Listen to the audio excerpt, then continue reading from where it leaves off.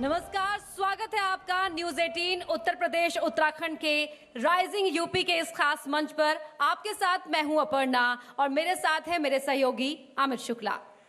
आज हम देश के सबसे बड़े प्रदेश यानी उत्तर प्रदेश की बात करने जा रहे हैं। राइजिंग उत्तर प्रदेश 2021 समिट में आज हम जनता से जुड़े उन मुद्दों पर बात करेंगे जो रोजमर्रा के शोरगुल में कहीं दब जाते हैं।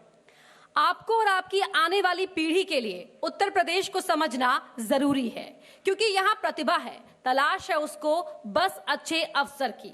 सवाल कई है, यूपी को उम्मीदों वाला प्रदेश बनाने के लिए मौजूदा सरकार क्या कर रही है। साथ ही सवाल ये भी कि रोजगार, न्याय, भयमुक्त वातावरण के लिए सरकार के एजेंडे में ऐसा क्या है जो आपको जानना चाहिए। कोरोना के बाद की स्थिति से निपटने के लिए योगी सरकार की योजना क्या है और वैक्सीन लगाने के लिए यूपी सरकार की तैयारी कैसी है।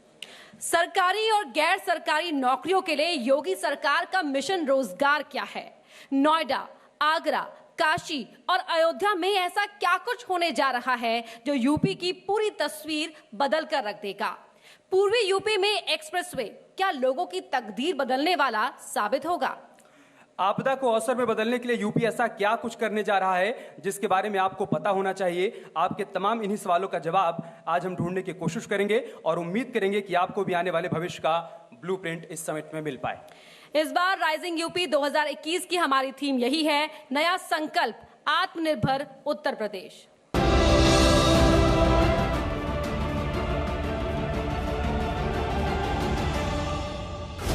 भारतीय संस्कृति के लगभग सारे रंग जिस प्रदेश में नजर आते हैं वो है उत्तर प्रदेश। तभी तो कहा जाता है कि यूपी नहीं देखा तो इंडिया नहीं देखा।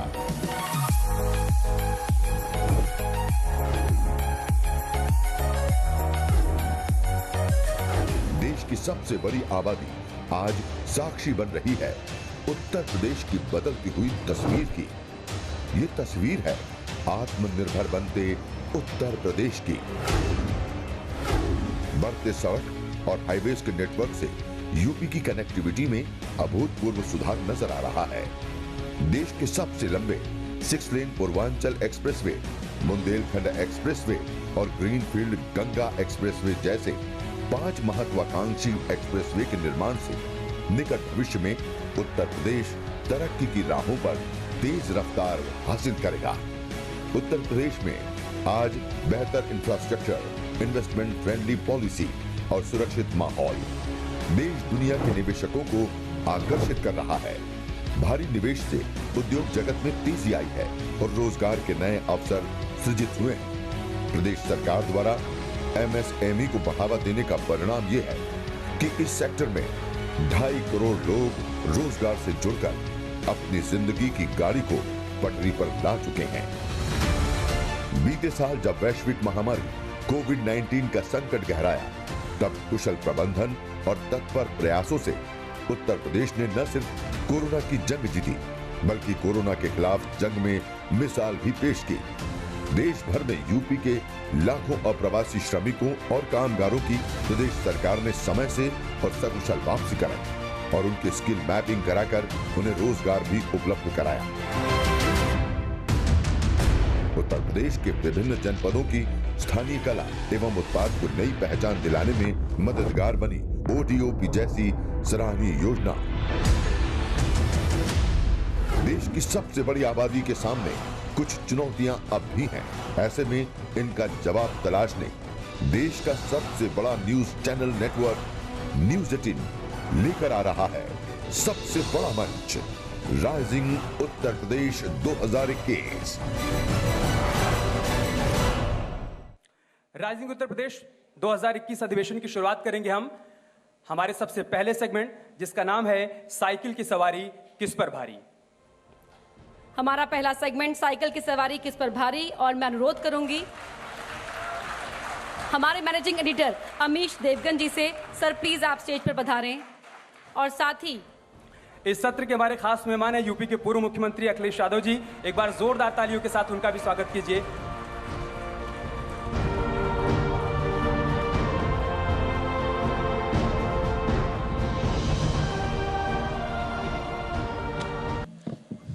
Thank you so much Aparna, thank you so much Amit. और राइजिंग उत्तर प्रदेश का यह पहला सत्र, जिसमें हमारे साथ मौजूद हैं उत्तर प्रदेश के पूर्व मुख्यमंत्री, समाजवादी पार्टी के राष्ट्रीय अध्यक्ष श्रीमान अखिलेश यादव। अखिलेश जी, आपका अभिनंदन है। तो तालियों की गड़गड़ाहट बता रही है अखिलेश भाई कि लोग आपको कितना सुनना चाहते हैं। अखिलेश जी, इस सत्र का नाम हमने रखा है साइकिल की सवारी किस पर भारी। 4 साल हो गए भारतीय जनता पार्टी की योगी सरकार को, क्या कहना चाहते हैं आप? सबसे पहले मैं आपको बधाई देता हूं और धन्यवाद देता हूं कि आपने मुझे मौका दिया अपनी बात रखने के लिए। और जो आपने इस कार्यक्रम का नाम रखा है, आज के समय पर इससे बेहतर कोई नाम नहीं हो सकता था। और ये बात मैं इसलिए कह रहा हूं क्योंकि जिस तरीके से डीजल पेट्रोल की महंगाई बढ़ रही है, इसी तरह अगर डीजल पेट्रोल बढ़ता गया तो लोगों को साइकिल पे ही भरोसा करना पड़ेगा। इसलिए आपके टॉपिक के लिए मैं आपको बहुत बहुत बधाई देता हूं। जी चलिए, मैं आपसे ये जानना चाह रहा हूं, ये जो कॉन्फिडेंस आपका आ रहा है, आप कह रहे हैं 22 में बाईसाइकिल, ये जो नया स्लोगन है, ये कॉन्फिडेंस अखिलेश यादव को आ कहां से रहा है? पिछले 4 साल में और 5 बजट में ये देखने को मिला है कि उत्तर प्रदेश की जनता सोच रही है कि आखिरकार जो संकल्प पत्र भारतीय जनता पार्टी का था, वो संकल्प पत्र पे काम क्यों नहीं हुआ। कोई भारतीय जनता पार्टी का ब्लूप्रिंट होता जी कि हम उत्तर प्रदेश को कैसे आगे बढ़ाएंगे, इनका कोई क्लियर विजन होता, तो उससे महसूस होता है कि हाँ, 4 साल में अगर ये काम पूरे कर लिए हैं तो आने वाले समय में ऐसे काम होंगे। लेकिन पिछले 4 साल से ये देखने को मिला है कि सरकार ने समाजवादी पार्टी के जो काम हैं उनका शिलान्यास किया है, उद्घाटन का उद्घाटन किया है। अब तो ये स्तर आ गया सरकार का कि एमओयू का एमओयू भी कर रहे हैं। तो जिस सरकार ने 4 साल में कोई अपना नया काम न किया हो, कोई क्लियर विजन न दिया हो, इसलिए मैं कह सकता हूं उस समय जनता के लिए समाजवादी पार्टी ने बहुत काम किया। और मुझे खुशी है कि 5 साल जो हमें काम करने का मौका मिला, ईमानदारी से समाजवादी पार्टी ने जनता के लिए काम किया।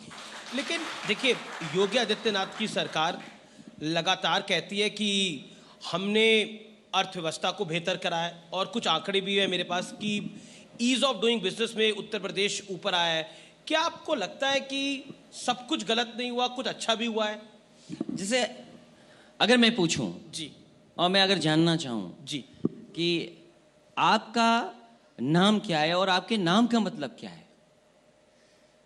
तो आपके नाम का जो मतलब होगा, अगर उस तरीके से आप उत्तर प्रदेश में काम करने लगेंगे तो हो सकता है सरकार आप पे झूठे मुकदमे लगा दे और जेल भेज दे।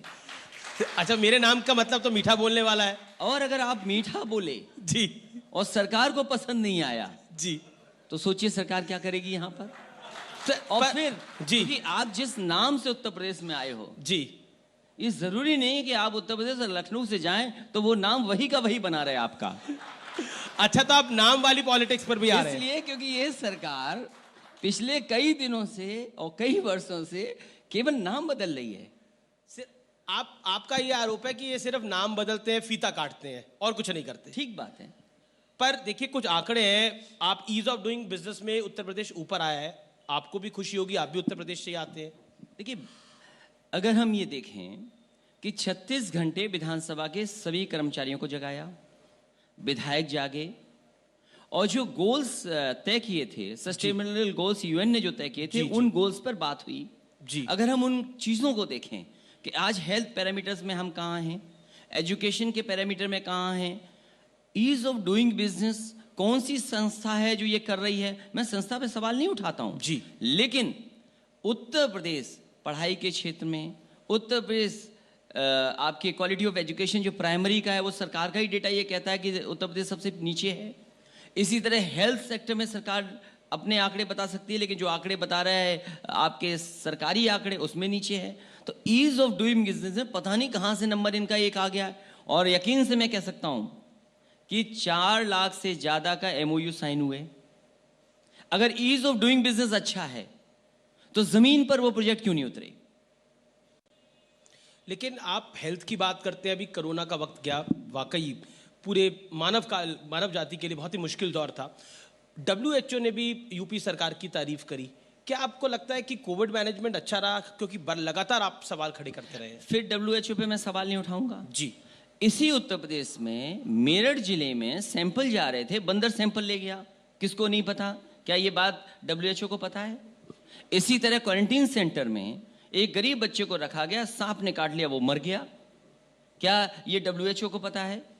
और उस कोविड के दौरान न जाने कितना मजदूर महाराष्ट्र से, गुजरात से पैदल चल करके आया और चलते चलते लोगों की जान चली गई, 90 लोगों की जान गई है, किसी की मदद सरकार ने नहीं की। तो कैसे हैंडल किया उन्होंने? किस तरीके से लॉकडाउन किया? या जो उस समय बीमार हुए, उनके मंत्री तक बीमार हुए, उनके कैबिनेट मंत्रियों की जान चली गई। तो अगर जान चली गई है उनकी और इस वैश्विक महामारी ने जो जान ली है, उसके बाद भी सरकार कह रही है कि काम अच्छा किया है, और फिर जब दुनिया में सबकी नौकरियां गईं, वेतन कट गया, कोई बता दे जिसका वेतन ना कटा हुआ हो, सरकारी जितने कर्मचारी सबका वेतन कट गया, लोगों की नौकरी चली गई, बिजनेस नीचे चली गई, उसके बाद कह रहे हैं कि कोविड में इंतजाम अच्छा था। पर लॉकडाउन के वक्त तो क्योंकि सब कुछ बंद हो गया था, तो इसलिए इकोनॉमी, पूरे देश की अर्थव्यवस्था डाउन हुई, लेकिन उसके बाद वी शेप हमने रिकवरी भी देखी, ऐसे नीचे आई इकोनॉमी और फिर ऐसे ऊपर भी गई। ये ग्राफ बनाना आसान है जी, सरकार ये कहती है पर कैपिटा इनकम बढ़ी है, पर ग्राफ भी फैक्ट्स पे ही बनता है अखिलेश जी। नहीं, लेकिन फैक्ट किस बात के लिए ले रहे हैं आप? फैक्ट कहां से लेकर के आ रहे हैं? देखिए, भारतीय जनता पार्टी को अगर समझना है जी, और इन आंकड़ों को समझना है जो 2 बिंदु पे आपने कहा है जी, तो भारतीय जनता पार्टी को ये मान लीजिए कि उनका विजन टेलीविजन है, तो आप बिल्कुल समझ जाएंगे कि वो आंकड़े कहां से आ रहे हैं। अच्छा, उनका विजन टेलीविजन है। अगला सवाल मेरा, क्योंकि ये आपका सिलसिलेवार आरोप रहता है कि योगी सरकार सिर्फ फीता काटने जाती है, पत्थर हमने रखा, बनवाया हमने, काम का क्रेडिट ये लेने की कोशिश करते हैं। ऐसा क्यों? ये राजधानी लखनऊ है जी, इस राजधानी में जितने भी बड़े प्रोजेक्ट उठे हैं या किए गए हैं, सब समाजवादी सरकार के हैं। आप मेट्रो देखिए, जहां तक जाती है वहां से वापस आ जाती है, उसके आगे नहीं ले जा पाई। क्या कारण है? अभी मैं गोमती का क्रॉस करके आया हूं, one of the best river front बनाया है, और ये देश की तमाम सरकारों को उदाहरण पेश कर रहा है कि अगर नदी शहर में साफ करनी है तो ये रास्ता है कि अगर इस तरीके से आप नालों को रोक दें और गंदगी नदी में ना पहुंच पाए तो आपकी नदी साफ बहेगी।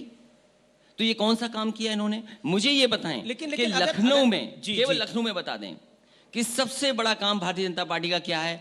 एक बड़ा काम बता दें, नाम बदल दिया, लोक भवन में अपने सबसे बड़े नेता की प्रतिमा लगा दी, हमें कोई नाराजगी नहीं उससे।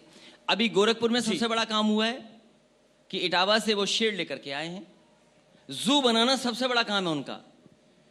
और हमारे मुख्यमंत्री जी ऐसे हैं कि उन्हें जू और सफारी के बारे में फर्क नहीं पता, और फर्क पता होता तो शायद शेरों को इस तरीके से नहीं रखते। और वो भी जू उनका बनाया वो नहीं है जी, उनका जू बनाया नहीं है, पुरानी सरकार ने सैंक्शन किया, समाजवादी सरकार ने बजट दिया, आज पूरा हो गया तो बोला कि जू बीजेपी ने बनाया। लेकिन उनको जू नहीं पता, राजनीति तो पता है। 2017 में बीजेपी जीत के आई, 2019 का लोकसभा चुनाव भी था, उसमें भी भारतीय जनता पार्टी को यहाँ पर अच्छी लोकसभा सीटें मिली, 65 के करीब लोकसभा सीटें मिली। तो कुछ तो ठीक कर रहे होंगे कि पब्लिक पसंद कर रही है अखिलेश जी, या कुछ तो कनेक्ट होगा।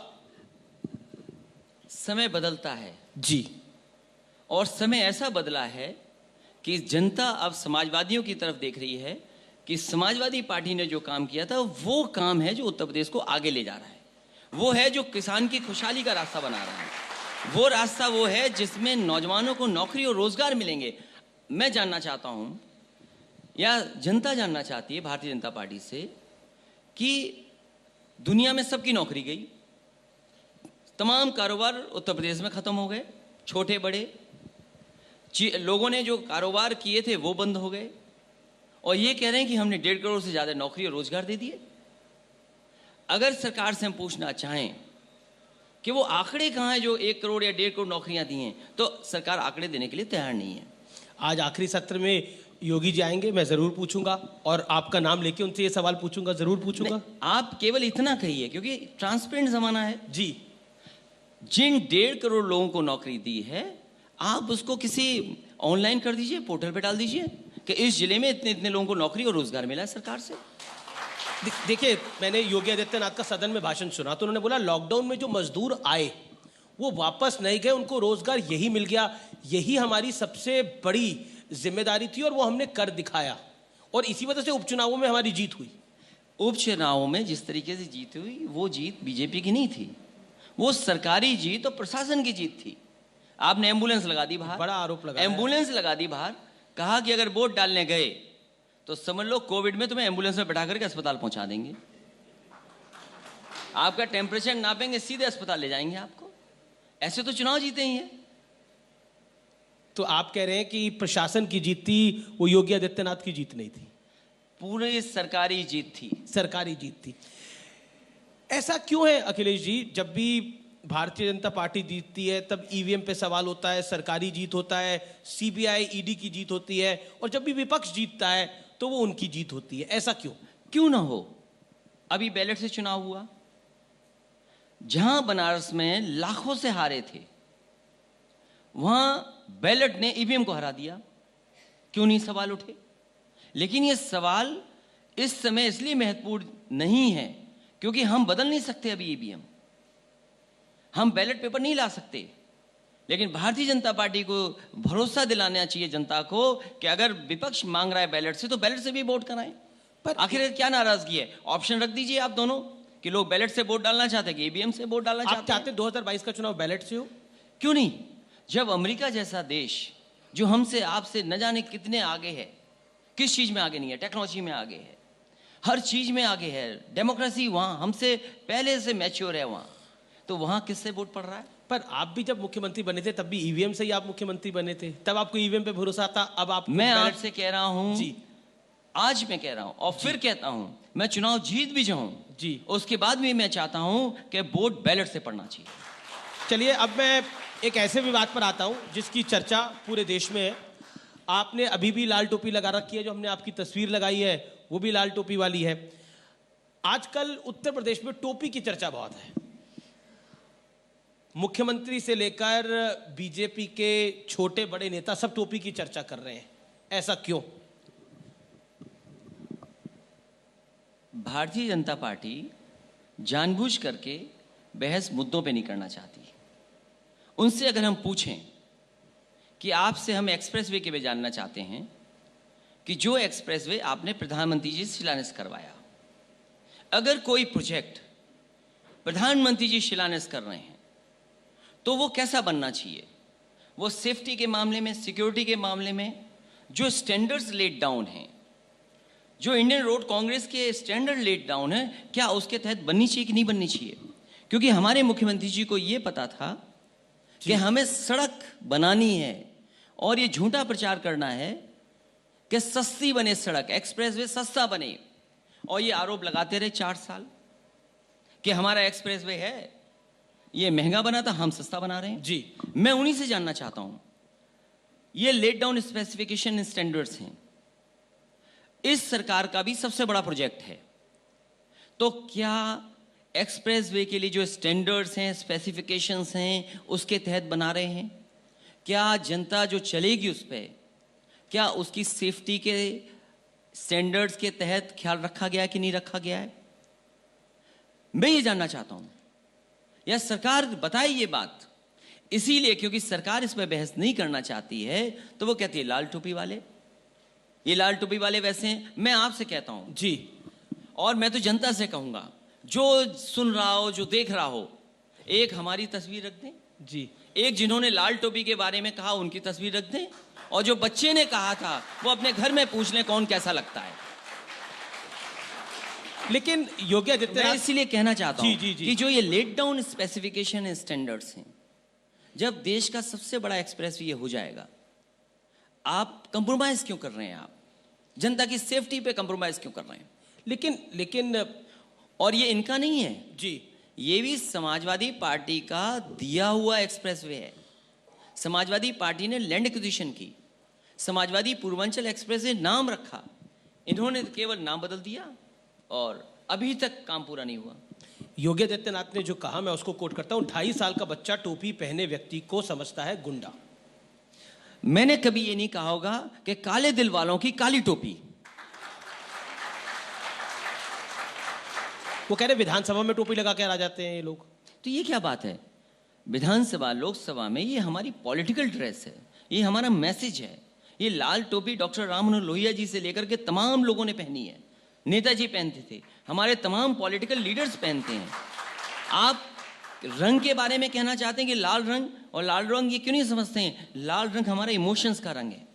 अगर हम खुश होते हैं तो हमारा चेहरा लाल हो जाता है, दुखी होते हैं तो चेहरा लाल हो जाता है, और इससे वाइब्रेंट कलर कोई नहीं है जो दूर से दिखाई देता है। योगी जी को ड्रामा और कंपनी, मैं ये कहना चाहता हूं जी, लेकिन योगी जी ने बोला ये ड्रामा कंपनी की तरह हो जाता है। देखिए, अगर वेशभूषा देखें, क्योंकि वो योगी हैं, जी, वो योगी हैं, मैं कुछ नहीं कह सकता। लेकिन आप सोचो ना, आज हर चीज अवेलेबल है प्लेटफॉर्म पे, सोशल मीडिया में। कौन ड्रामेबाज है सब जानते हैं। अब कोई छोटा ड्रामेबाज है, कोई बड़ा ड्रामेबाज है। तो आप किसको छोटा ड्रामेबाज और किसको बड़ा ड्रामेबाज मानते हैं? ये मैं नहीं कहूंगा, ये जनता तय करेगी। क्योंकि आपने कहा और मुख्यमंत्री जी ने सदन में कहा, और सदन में ये भाषा नहीं होनी चाहिए। सदन में ये भाषा ठोकने वाली नहीं होनी चाहिए। सदन में भाषा के पटक आपने के कहा मारेंगे। कि ऐसी भाषा अहंकार का सूचक है। बिल्कुल, अगर आप इस तरीके से विपक्ष को धमकाएंगे, विपक्ष की भूमिका उतनी ही जरूरी है लोकतंत्र में जितनी सत्ता की।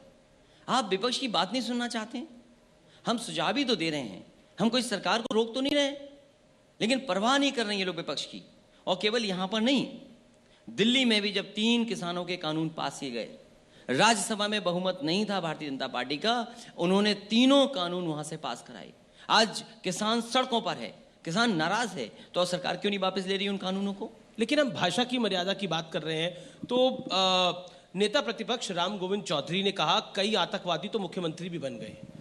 अब नहीं, ये भाषा सही थी? हालांकि जो ये आतंकवादी शब्द आ गया होगा उन पर, शायद बीजेपी का शब्द है, वो उनके पास कैसे आ गए मैं जानकारी करूंगा। पर आपको ये लगता है शब्द कि बीजेपी सदन- का है। आपने क्योंकि सदन की भाषा की बात करी, हो क्या आपको सकता लगता है है वो- भाषा की मर्यादा सदन में होनी चाहिए? होनी चाहे चाहिए। चाहे संसद हो चाहे विधानसभाएं हो। हाँ, मर्यादा होनी चाहिए, और जो पार्लियामेंट्री वर्ड्स हैं उसी का इस्तेमाल होना चाहिए। अगर हमारे लीडर ऑपोजिशन ने कुछ कहा है तो मैं जानकारी करूंगा जी। लेकिन ये आतंकवादी शब्द भारतीय जनता पार्टी का है, क्योंकि भारतीय जनता पार्टी अगर किसान की बात आए तो उन्हें आतंकवादी कह देगी, नौजवान अपनी अधिकार और अपनी बात रखेंगे तो उन्हें आतंकवादी कह देंगे, समाजवादियों को तो न जाने कितनी बार आतंकवादी कहा है, और हमारे लिए क्या कहा कि मुख्यमंत्री आवाज में आतंकवादी जाते थे। तो मुख्यमंत्री जी को या भारतीय जनता पार्टी को ये सोचना चाहिए कि कम से कम उस व्यक्ति को बदलें जिसको वो सबसे पहले शीशे में देखते हैं सुबह उठ करके। तो ये आप योगी जी के लिए कह रहे हैं? मुझे नहीं पता मैं किसको कह रहा हूं, इशारा तो आपको वही है। लेकिन मैं ये चाहता हूं कि अगर वो बदलाव चाहते जी। हैं तो सबसे पहले बदलाव उस व्यक्ति के अंदर लाएं जो शीशे में सबसे पहले उन्हें दिखाई देता है सुबह। चलिए मैं अगला सवाल आपसे पूछता हूं, क्योंकि आपने दिल्ली की बात करी, आपने कांग्रेस से गठबंधन करके देख लिया, आपने बसपा के साथ मायावती जी के साथ गठबंधन करके देख लिया, 2022 में आप ऐलान कर चुके हैं ये चुनाव मैं अपने बूते पर लड़ूंगा, सपा अपने बूते पर जाएगी। जो गठबंधन का अनुभव था जी, बहुत अनुभव ले लिया। छोटे दलों के लिए गुंजाइश रहेगी, छोटे दलों को जोड़ा जाएगा, और समाजवादी पार्टी सभी छोटे दलों को कोशिश करेगी साथ लेकर के चले। अखिलेश जी, एक महत्वपूर्ण सवाल है, क्या आपके जो चाचा है शिवपाल यादव, उनके साथ गठबंधन होगा? क्योंकि वो ओवैसी के साथ गठबंधन कर रहे हैं और वो चाहते हैं कि उनका आपके साथ गठबंधन हो जाए, आप क्या कहना चाहते देखिए, वो चाचा भी हैं जी। और उनकी एक पॉलिटिकल पार्टी भी है। हैं? जी, चाचा वाला हिस्सा अलग रख लीजिए। पॉलिटिकल पार्टी को मैंने कहा है कि हर छोटी पॉलिटिकल पार्टी से हमारे लिए गठबंधन का रास्ता खुला है। एक महत्वपूर्ण चीज है जो मेरी पॉलिटिकल रीडिंग है, क्या समाजवादी पार्टी अखिलेश यादव जैसी भारतीय जनता पार्टी ने 2017 में रणनीति बनाई थी छोटे दलों को साथ लेके चलने की, जिसमें राजभर भी थे, जिसमें कई दल थे, जिसमें अपना दल भी था, ऐसे ही आप अपना एक गठबंधन बनाएंगे जिसको लीड समाजवादी पार्टी करेगी 90-80%, बाकी 10-20% वो होंगे, क्या वो स्ट्रैटेजी रहेगी आप? अभी समाजवादी पार्टी के साथ छोटे दल हैं जी, जिसमें कई दल हमारे साथ हैं। लेकिन उससे ज़्यादा महत्वपूर्ण यह है कि उत्तर प्रदेश की जनता को निराश किया भारतीय जनता पार्टी ने, और जो लोग समर्थक थे भारतीय जनता पार्टी के अभी तक, जी वो तक भारतीय जनता पार्टी को हराना चाहते हैं। जी जी। तो हमारी लड़ाई बहुत आसान कर दी भारतीय जनता पार्टी ने। गठबंधन एक हिस्सा है, लेकिन जनता तैयार है इनको हटाने के लिए। गठबंधन भी बड़ा हिस्सा होता है किसी चुनाव का, इसमें कोई दो राय नहीं है। तो मैं वो ही आपसे जानना चाह रहा हूं, क्या आप छोटे, जैसा आप कह रहे हैं, छोटे दलों को साथ लेकर चलेंगे और वही आपकी रणनीति रहेगी 2022 के लिए? समाजवादी पार्टी के साथ अभी आरएलडी है। जी जी। समाजवादी पार्टी के साथ संजय चौहान जी की पार्टी है। समाजवादी पार्टी के साथ महान दल का भी है। जी। तो आने वाले समय में जैसे जैसे चुनाव करीब आएगा, जो हमारी विचारधारा, जो हमारी लड़ाई के साथ आएगा, उसको साथ लेंगे। असाउद्दीन ओवैसी के बारे में आपके थॉट्स क्या हैं? क्योंकि अगर वो यूपी में इस बार आएंगे, ऐसी उम्मीद लग रही है, उत्तर प्रदेश में वो चुनाव लड़ेंगे, तो क्या लगता है आपको उसका नुकसान समाजवादी पार्टी को होगा? क्योंकि यहाँ आप उनको साथ लेके चलना चाहेंगे। जब वो पहली बार चुन करके आए थे, वो हमारे बगल में बैठते थे जी, तब तो अच्छे लगते थे, तब तो ठीक विचार थे। अब विचार किससे मिल गए, ये बड़ा सवाल है। जहां तक समाजवादी पार्टी का है, समाजवादी पार्टी ने सभी छोटे दलों के लिए रास्ता खोला हुआ है। ओवैसी के लिए रास्ता खुला है। समाजवादी पार्टी ने जो हमारी विचारधारा, जो हमारे कार्यक्रम, जो हमारी योजनाएं और फैसलों के साथ आना चाहेगा जी, उस पर पार्टी विचार करेगी। जी। अगला सवाल आपके 2017 के अलायंस पार्टनर के बारे में है, वो है कांग्रेस। प्रियंका वाड्रा इन दिनों बहुत एक्टिव हैं उत्तर प्रदेश के अंदर, और वो कह रही है पूरे दम से कि इस बारी कांग्रेस की सरकार मैं बनवा दूंगी उत्तर प्रदेश के अंदर, चाहे कुछ भी हो जाए।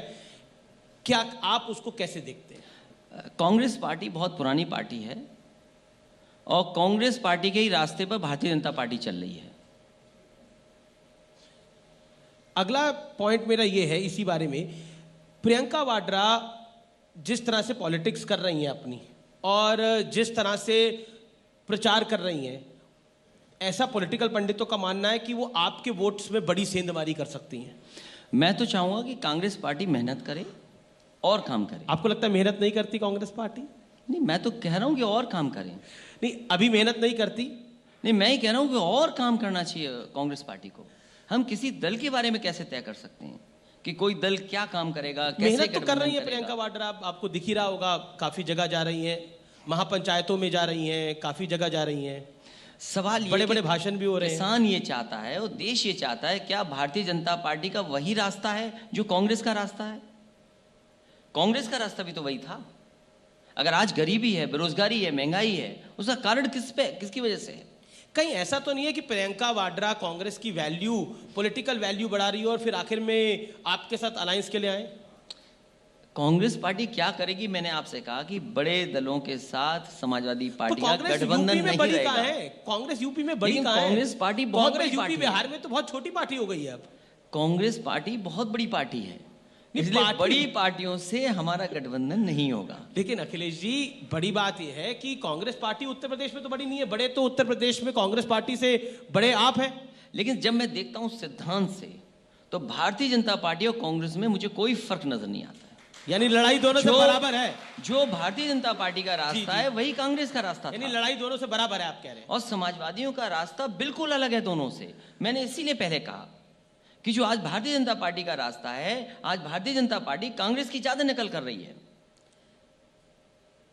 मेरा अगला सवाल आजम खान के बारे में। उन्हें 1 साल से ज्यादा का वक्त हो गया, वो जेल में है।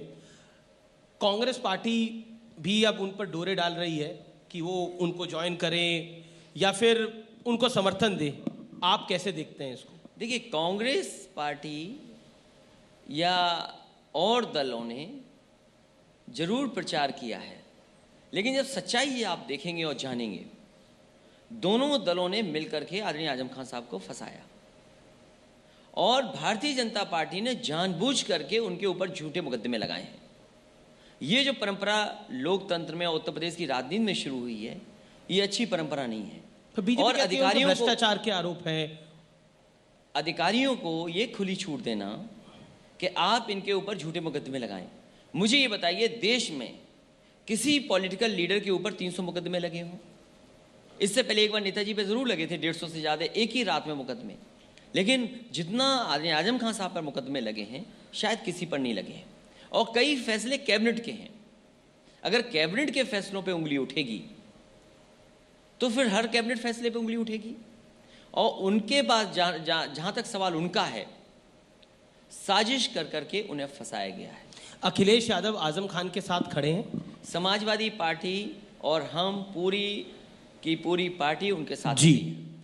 और ये कागज और कानून की लड़ाई है और हमें भरोसा है न्यायालय पर, हमें भरोसा है न्यायालय पर, और न्यायालय उनकी मदद करेगा। और जहाँ तक सवाल ये सरकार के फंसाने का है, जहाँ हम खड़े हैं यहाँ से दाएं चले जाएं, बाएं चले जाएं, आगे पीछे, एलडीए भी यहीं पर है। मैं भारतीय जनता पार्टी के लोगों से और उत्तर प्रदेश की जनता जानना चाहेगी, जिस तरीके से नक्शे पास होते हैं क्या उसी तरह से हमने घर बनाए हैं? जो ऑफसेट छोड़ना चाहिए आगे पीछे दाएं बाएं घर के, क्या सभी नागरिकों ने छोड़े हुए हैं?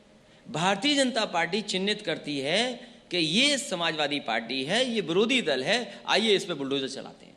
और मैं यकीन से कह सकता हूं, जो एलडीए के मापदंड हैं, नगर निगम के जो नियम कानून हैं, उससे भारतीय जनता पार्टी के कितने घर अच्छे बने होंगे, उस कानून से कितने घर बने। तो अखिलेश जी, आप कह रहे हैं कि अगर आपकी सरकार 2022 में आएगी तो आजम खान पे तमाम मुकदमे वापस होंगे। मैं क्या कह रहा हूं, सवाल वो नहीं है जी। अगर आपका भी घर गिराना पड़े तो हमारे मुख्यमंत्री इतने अच्छे हैं कि नाम पहले बदलेंगे फिर घर गिरा देंगे। आपको नाम बदलने में बड़ी तकलीफ हो रही है। नहीं, तकलीफ नहीं है जी, क्योंकि आप 3-4 बार उसका जिक्र हमारे करते हैं। मुख्यमंत्री जी अगर काम करें तो हमें कोई आपत्ति नहीं है। अगर वो कोई काम करें और काम कर करके अपने नाम पर रख दें, हमें कोई आपत्ति नहीं है। समाजवादियों का काम है, नाम बदल दिया आपने। आपने कहा कि हम लैपटॉप देंगे बच्चों को, आप तो कहते हो उन्हें लैपटॉप चलाना नहीं आता। ठीक कहता हूं योगी मैं जी को। मैं लेकिन कहता हूं प्रदेश आप तो चला रहे हैं वो। मैं आपसे कहता हूं, जी। देखिए फेसबुक चलाना, लैपटॉप प्रदेश चलाना नहीं है। प्रदेश चला रहे हैं अच्छा, प्रदेश चलाना। जी। देखिए, प्रदेश चलाना, प्रदेश कैसा चल रहा है ये उत्तर प्रदेश की जनता जानती है। उनके सबसे प्रिय काम भी वो पूरे नहीं कर पाए हैं।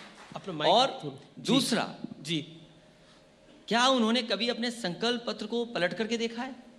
उन्होंने किसानों को क्या भरोसा दिलाया था कि 14 दिन के अंदर गन्ने का किसानों का भुगतान हो जाएगा, हम इतने 1000 करोड़ का किसानों के लिए किसान निधि बनाएंगे, हम फसल का 2022 तक 2 गुना उन्हें मुआवजा दे दे, वो 2 गुना हम आय बढ़ा देंगे। क्या मुख्यमंत्री जी ने पलट करके देखा है संकल्प पत्र?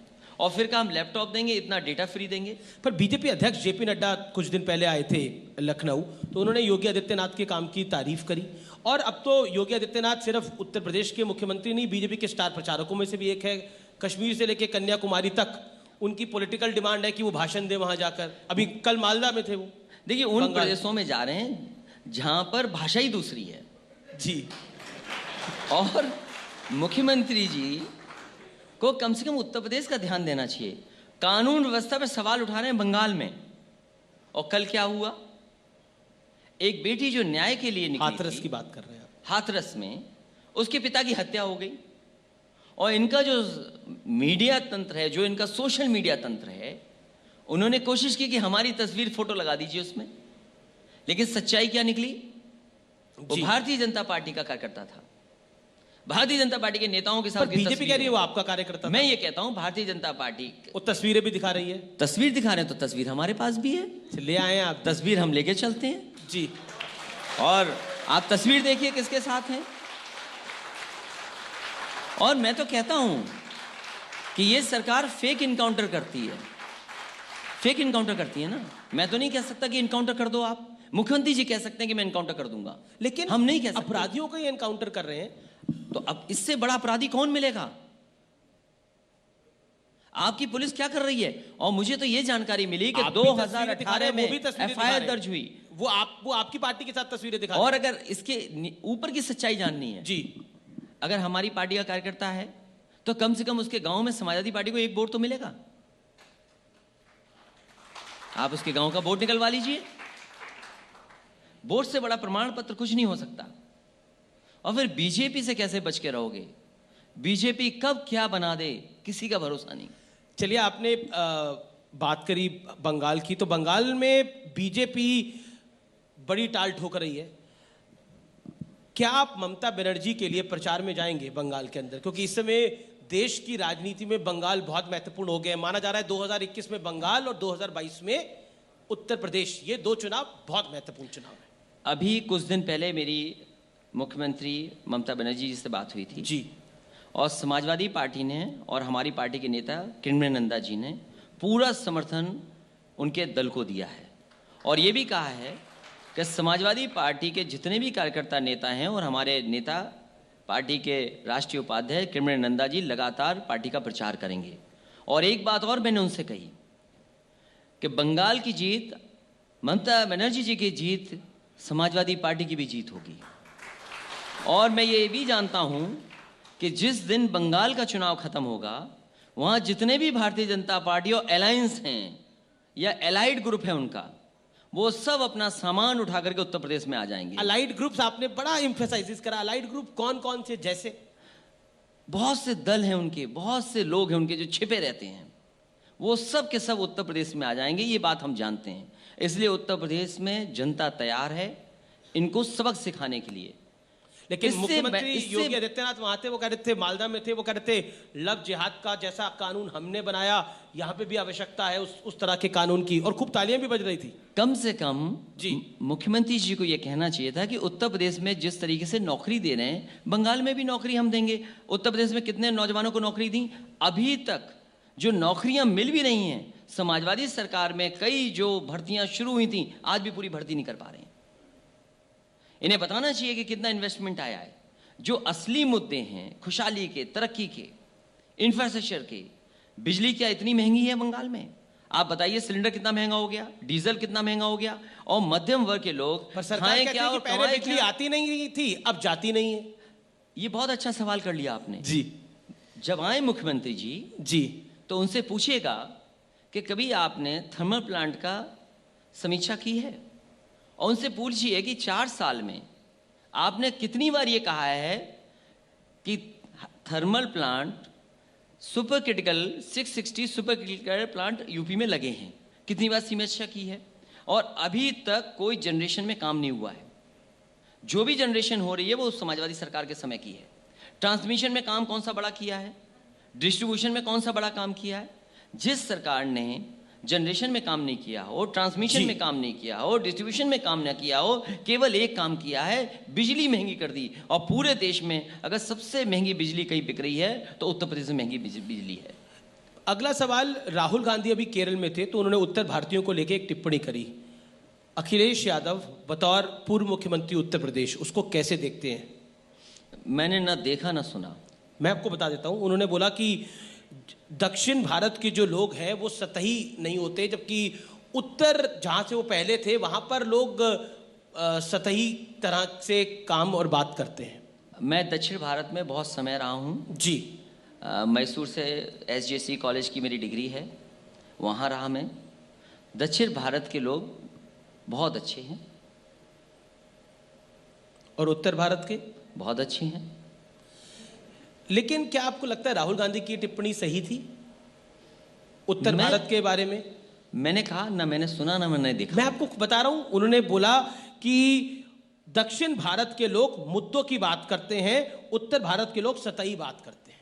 देखिए, जहाँ तक उनका किस माहौल में, किन परिस्थितियों में कहा, मुझे कुछ से कोई खास असर नहीं पड़ता है जी। लेकिन जहाँ तक सवाल ये इस बात का है कि भारत के लोग बहुत समझदार हैं जी। और इस बार देखिएगा जब वोट पड़ेगा, महंगाई के लेकर के कितनी समझदारी से वोट डालेंगे।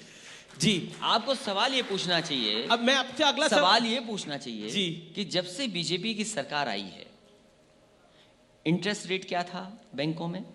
हमारे बुजुर्ग जो जिंदगी भर कमाते थे उसके इंटरेस्ट पर जीवन जीते थे। जी। आज इंटरेस्ट क्या है? इसका जवाब कब देगी भारतीय जनता पार्टी? बैंकें डूब रही हैं, उसका जवाब कब देंगे? इन्होंने अपने संकल्प पत्र में लिखा कि हम 25,000 ब्रांचेस खोलेंगे। समाजवादी लोगों ने 3,000 ब्रांचेस खुलवाई थी। कितनी ब्रांचेस खुली हैं? आप सुना है कि ATM बंद हो गई हैं मशीनें यहाँ पर। तो आप बैंक्स को खत्म कर रहे हैं। आपने GST जिस तरीके से लागू की है, न जाने कितने व्यापारी उद्योगपति कारोबार खत्म हो गया। कोविड में व्यापार खत्म हो गया। और जो सबसे बड़ा फैसला था नोटबंदी, क्या उसका असर आज तक अर्थव्यवस्था पर नहीं दिखाई दे रहा? और फिर उत्तर प्रदेश में जहां पर भ्रष्टाचार चरम सीमा पर है, इतना भ्रष्टाचार उत्तर प्रदेश की जनता ने कभी नहीं देखा जितना भारतीय जनता पार्टी की सरकार में देखा है। आप तो राम मंदिर के चंदे में भी भ्रष्टाचार देख रहे हैं। आप कह रहे चंदाजीवी हैं ये लोग। अपने सदन में बोली इस बात को, क्योंकि जब प्रधानमंत्री ने समाजवादी- आंदोलनजीवी का जिक्र किया। आंदोलन से उनकी पार्टी के लोग भी निकले हैं, और कम से कम भारतीय जनता पार्टी को यह कहना चाहिए कि वो आंदोलनों के बारे में क्या कहते थे। क्या वो आंदोलन नहीं करते थे? किसी पॉलिटिकल पार्टी ने उन्हें उन शब्दों से नहीं कहा। आखिरकार भारतीय जनता पार्टी कैसे कह सकती है इन बातों को? आंदोलनजीवी से प्रधानमंत्री का कहना यह था, जो मैं समझा, जैसे सीए के दौरान वही चेहरे दिखते थे, जैसे किसान आंदोलन में भी वही चेहरे दिखे। उनका मतलब था कि कुछ लोग आंदोलन पे ही अपनी जीविका को चला रहे हैं। मान लीजिए समाजवादी पार्टी है जी, महंगाई पे आंदोलन करेगी, बेरोजगारी पे आंदोलन करेगी, किसान के सवाल पर खड़ी होगी, तो है तो एक ही पार्टी। और जहां तक चंदा का सवाल है, समाजवादी पार्टी ने और मैंने कहा है कि हम दक्षिणा देकर के जाएंगे। चंदा शब्द हमारी मैथोलॉजी में नहीं रहा, हिंदू परंपराओं में कहीं चंदा शब्द नहीं है पूजा के कामों को लेकर के। क्या आपको लगता है कि 2022 में राम मंदिर भी लगभग बनके तैयार होगा? वो भी एक बड़ा मुद्दा होगा चुनाव का, भारतीय जनता पार्टी बनाएगी निश्चित तौर पर। जहां तक मंदिर का सवाल है, भगवान राम का सवाल है, भगवान राम सबके हैं, केवल भारतीय जनता पार्टी के नहीं हैं। और जैसे राम हमारे लिए, वैसे ही हमारे भगवान कृष्ण, और ये सभी अवतार हैं भगवान विष्णु के। तो भगवान में कोई सवाल नहीं है। सवाल ये है कि उत्तर प्रदेश खुशहाली के रास्ते पे जाएगा कि नहीं जाएगा, बेरोजगारों को नौकरी मिलेगी कि नहीं मिलेगी। आप किसान जो 3 कानून लागू कर दिए हैं, हमारे मुख्यमंत्री जी कभी स्ट्रॉबेरी की उदाहरण दे देते हैं, कभी वो ड्रैगन फ्रूट का उदाहरण दे देते हैं, कभी काली गाजर का उदाहरण देते हैं। मैं उनसे जानना चाहता हूं, ये उदाहरण ठीक है, कुछ न कुछ किसान अपनी तरफ से कुछ नया कर रहे हैं। जी जी जी, कुछ लोग नया करना चाहते हैं, लेकिन धान कितना खरीदा है सरकार ने ये बताया हमें। धान 900-1100 रुपए में खरीद गया, आपका 1800 से ज्यादा था उसका एमएसपी, क्यों नहीं मिला किसानों को? मक्के के लोग मक्के को लेकर के बहुत चिंता करते हैं, मक्के की क्या कीमत मिली है किसान को? अभी सरसों है, आप बताइए सरसों की कीमत क्या देगी सरकार? और गन्ने का अभी भी बकाया है। मुख्यमंत्री कहते हैं हमने इतना भुगतान किया है, लेकिन कभी मुख्यमंत्री जी को यह बताना चाहिए कि अभी किसानों का 10,000 करोड़ रुपए तक का बकाया है चीनी मिलों पर। किसानों की आपने बात करी। इस देश में बहुत लंबे अरसे से एक किसान आंदोलन चल रहा है, जिसकी जिक्र भी हुआ, आंदोलनजीवी और चंदाजीवी। मैं आपसे जानना चाहता हूं, क्या आपको लगता है मोदी सरकार बार बार ये एक बात कहती है, उनके मंत्री कहते हैं, मैंने खुद कृषि मंत्री का इंटरव्यू किया, पीयूष गोयल से मैंने बात करी इस विषय पे, और उनका स्पष्ट कहना था ये लोग बात करने के लिए वहां आते ही नहीं हैं, कुछ लोग सिर्फ और सिर्फ येस और नो सुनने के लिए आते हैं। आप भी सरकार में रहे, आपने भी सरकार को चलाई, आप भी मुख्यमंत्री रहे, क्या आपको लगता है कि कोई आंदोलन ऐसा हो सकता है जिसमें येस और नो की तख्ती हो? सवाल बड़ा है जी, और सवाल ये बड़ा है कि आप किसान को बाजार पे कैसे छोड़ सकते हैं। अगर किसान को बाजार पे आप छोड़ देंगे तो उसको खुशहाली और तरक्की नहीं कर सकता। दुनिया में जितने भी देश हैं वो अपने किसानों को सपोर्ट करते हैं, चाहे वो सब्सिडी दे करके, चाहे वो ग्रांट दे करके, चाहे उसका सामान खरीद कर करके। जब भारत में सबसे ज्यादा किसान रहते हैं, आखिरकार एमएसपी का दोगुना कौन कह रहा था, लागत का दोगुना कौन कह रहा था? भारतीय जनता पार्टी कह रही थी। कम से कम ये बताए कि अगर हमने धान पैदा किया है, लागत हमारी इतनी है, तो हमें 2 गुना मुनाफा कहां मिलेगा? आखिरकार उसके लिए प्लेटफॉर्म क्या है?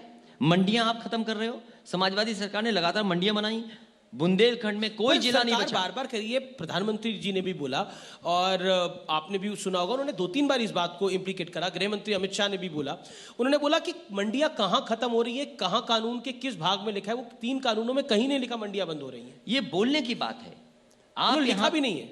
आप यहां से जाइए एक्सप्रेस वे पर, यहां पर आम की मंडी बन रही मलिहाबाद में जी, क्यों काम पूरा नहीं सरकार ने किया? इसके बाद कन्नौज में और कानपुर नगर कानपुर देहात के लेकर के किसानों के लिए आलू की मंडी बनी है, काम क्यों नहीं पूरा हुआ? आगे जाकर के अनाज की और सब्जी की मंडी बननी थी, वो क्यों काम पूरा नहीं हुआ? आपके गाजीपुर में मंडी बननी थी, आजमगढ़ में मंडी बननी थी, आपके सुल्तानपुर में मंडी बननी थी, क्यों नहीं इन्होंने किया? आप बांदा में मंडी बन के तैयार है, आपकी ललितपुर में मंडी बन करके तैयार है, आपके जालौन में मंडी बनकर के तैयार है। आप मंडी की व्यवस्था को क्यों नहीं बेहतर कर रहे हैं? पर क्या आपको लगता है किसान आंदोलन जो है उसका पॉलिटिकल रंग देखने को मिल रहा है? जिस तरह से कहीं ना कहीं पॉलिटिकल एस्पिरेशंस भी है। राकेश टिकैत एक बड़ा नेता बन के उभरे हैं, अब आपको भी सोचना पड़ेगा कि आने वाले 2022 में आपको राकेश टिकैत के साथ समझौता करना है या जयंत चौधरी के साथ समझौता करना है। सवाल बहुत सिंपल है जी, आप एमएसपी कहां देंगे, किस जगह पर किसान को एमएसपी मिलेगी। एक किसान है, मान लीजिए वो धान पैदा करता है, वो उसको एमएसपी कहां मिलेगी, मुझे प्लेटफॉर्म बताइए, जगह बताइए। वो किसान जाएगा और लेकर के आएगा एमएसपी।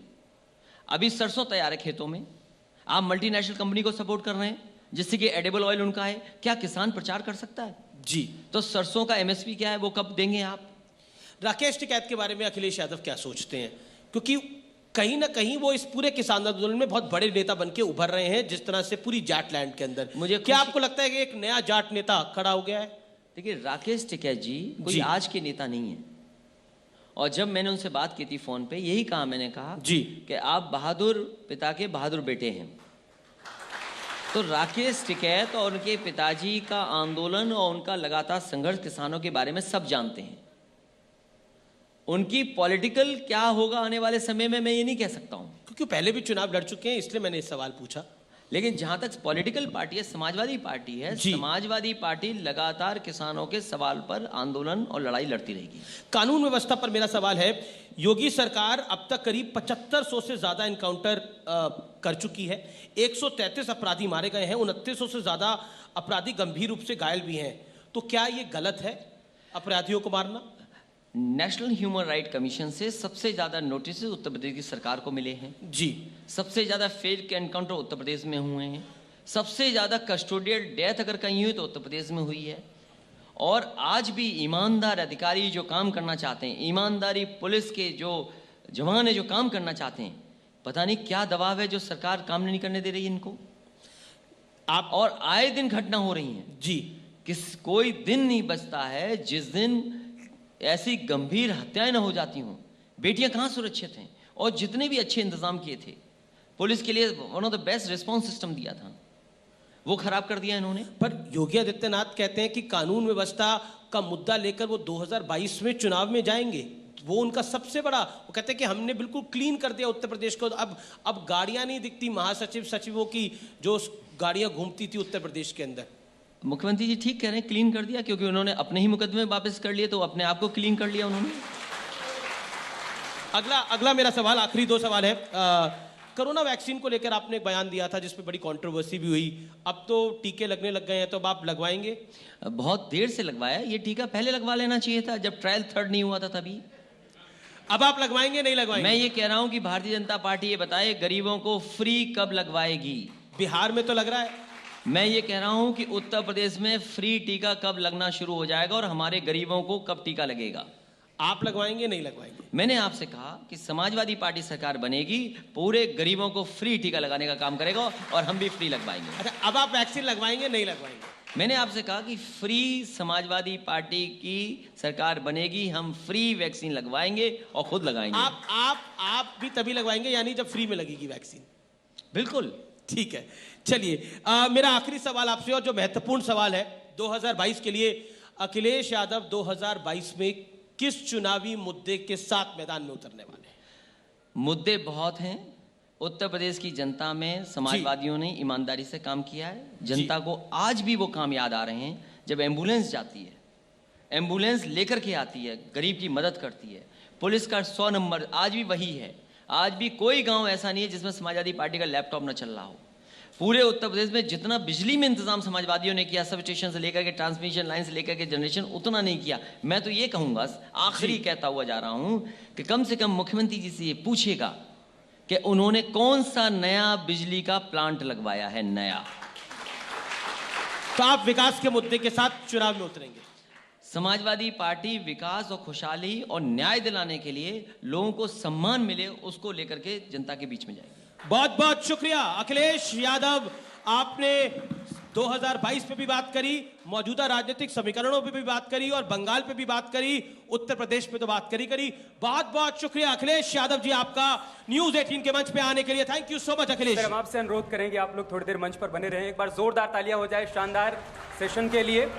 अमीश जी आपका बहुत बहुत शुक्रिया वो सारे सवाल पूछने के लिए जो जनता के मन में चल रहे हैं, और अखिलेश जी आपका भी बहुत बहुत शुक्रिया सारे सवालों का जवाब देने के लिए। आप दोनों से ही अनुरोध है कि प्लीज आप स्टेज पर बने रहे, और साथ ही मैं रिक्वेस्ट करूंगी हमारे पॉलिटिकल एडिटर मनमोहन राय जी से। मनमोहन जी प्लीज आप स्टेज पर आए और अखिलेश जी को स्मृति चिन्ह प्रदान करें।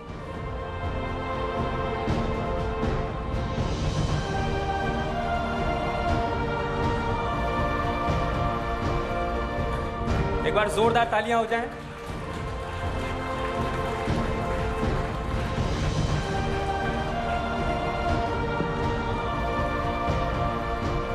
थैंक यू सो मच बहुत सर, बहुत थैंक धन्यवाद, यू सो बहुत बहुत मच। धन्यवाद।